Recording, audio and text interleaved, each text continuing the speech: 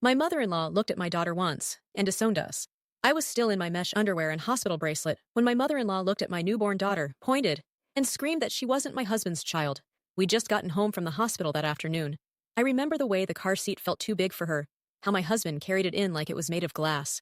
My boobs were leaking through a stained nursing tank. My stitches hurt with every step, but I was excited. His parents were waiting in our living room. His mom, his dad, his younger sister Hannah, ready to meet their first grandchild.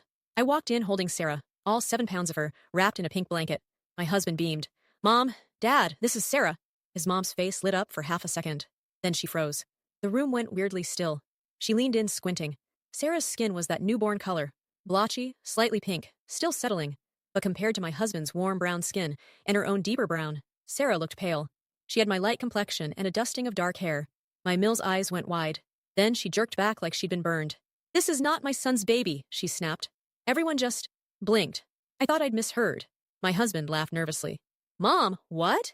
Of course she is." Her voice jumped an octave. "Don't lie to me. Look at her. She's white. She looks like them." She jabbed a finger in my direction like I was some stranger off the street. Sarah started fussing, picking up on the tension.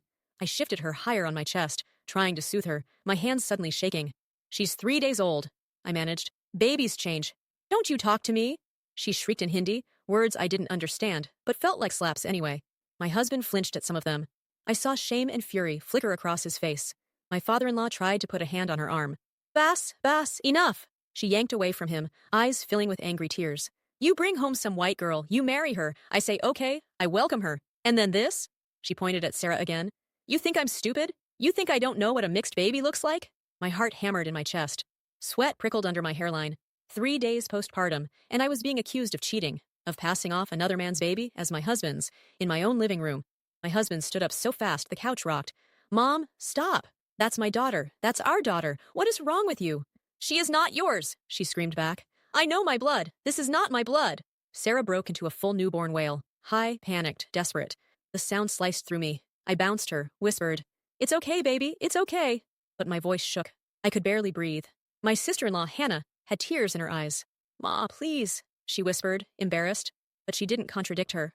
My Fiel muttered something in Hindi, low and angry. My Mael fired back, louder. I caught only one English word: shame. My husband moved to stand between us, his body literally blocking his mother's line of sight to me and the baby.